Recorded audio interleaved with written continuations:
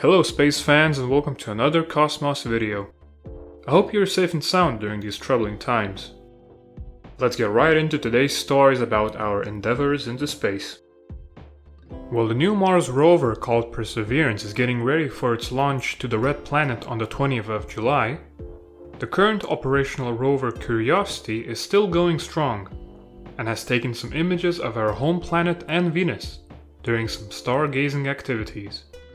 On Sol 2784, or the 5th of June for us Earthlings, Curiosity, using its mast camera, or mastcam, took a few pictures of the Martian sky a bit more than an hour after sunset, and captured both planets in separate frames. I hope no one blinked during the shoot. Comparing this image to the one done in January of 2014, we can see that the evening sky has a much different color and brightness to it. Usually, the stars and planets are much more visible during this time of night. This is due to the high altitude dust particles in the air, which reflects the sunlight, creating this bright yet hazy, dark orange hued Martian sky. At the time of making this video, the Curiosity rover was approaching Bloodstone Hill, a light-toned mound which sparked the interest of scientists due to its brightness compared to other features of the surrounding area. Best of luck to the mission operators and scientists on examining this unusual terrain. On June 13th, we were blessed by having two rideshare rocket launches from two separate aerospace companies. The first mission, named Don't Stop Me Now, and operated by Rocket Lab, took off from Launch Complex 1 in New Zealand and carried several payloads for the National Reconnaissance Office, Boston University, and the University of New South Wales. The Electron rocket placed the satellites in a perfect orbit, as CEO Peter Beck stated in his Twitter post. As nearly all restrictions due to the global pandemic are being lifted in New Zealand, production of the Electron rocket is back in full swing, as well as their new satellite bus called Photon. The second launch was another SpaceX Starlink batch, their 9th mission so far. But as previously mentioned, this was a rideshare launch, so along with the 58 Starlink satellites were 3 Planet's SkySats, sub-meter resolution Earth observation satellites. The majority of the Falcon 9 rocket used for this mission has been flown before. The first stage booster flew twice, supporting the Dragon spacecraft 19th and 20th resupply missions to the ISS, and both halves of the fairing have been flown and recovered by ships Go Miss Tree and Go Miss Chief.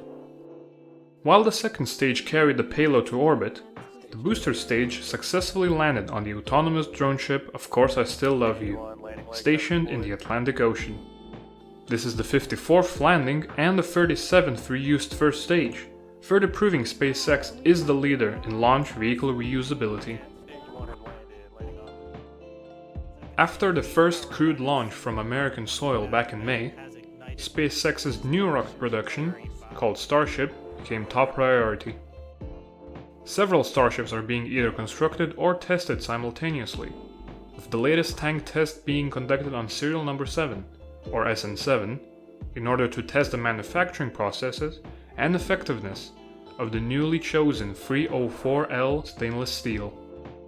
It was filled to the brim with several hundred tons of liquid nitrogen, pressurized and pushed to failure, which it did, but not in the same manner as some of the previous tank trials.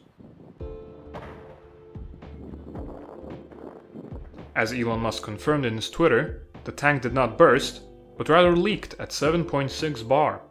He also mentioned that they are developing their own alloy to take the testing even further. Experiments like this will help find points of failure in the assembly, as well as further improve the performance and safety of their super heavy lift launch vehicle. In the name of health and safety, NASA started a fire on one of its spacecraft. While that might sound a bit contradicting, the fire was started on an unmanned Cygnus spacecraft. These cargo capsules, made by Northrop Grumman, are used by NASA to send experiments, food, and any other necessary equipment to the International Space Station. As the spacecraft is destroyed in the Earth's atmosphere after every mission on purpose, it creates a fantastic platform for safely testing how fire behaves and spreads in microgravity. The mission, called Sapphire 4, is the fourth of its kind, and out of all of the missions, this one had the largest flame started. A sample of cybole cloth, a material made from 75% cotton and 25% fiberglass, was ignited and observed by cameras. Alongside that, the Cygnus cabin was fitted with several sensors, which monitored oxygen and carbon dioxide levels, air temperatures, smoke concentration, and the diameter of the smoke plume. Results from this and future Sapphire experiments will aid NASA engineers to create safer equipment in terms of fire protection for the manned missions to the Moon on the Orion spacecraft and beyond.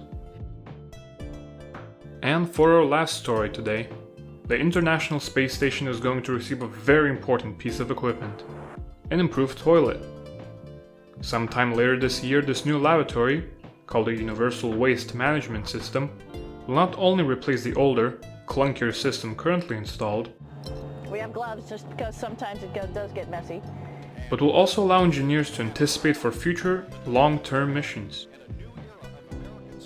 Extended visits to Mars and other destinations pose challenges in waste management. What do you do with all the waste that the astronauts will produce?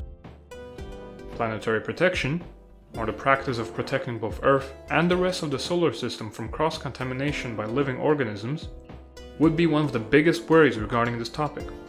Since human waste is full of microbes, methods for correct storage, recycling, and/or removal of microbes will have to be put in place.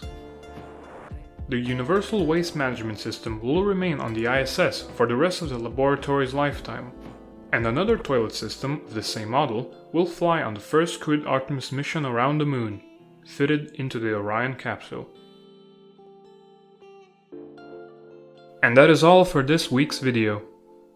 If you enjoyed, please consider sharing this video with your friends and family, and please subscribe to see more videos like this in the future. Sources for today's stories will be linked in the description.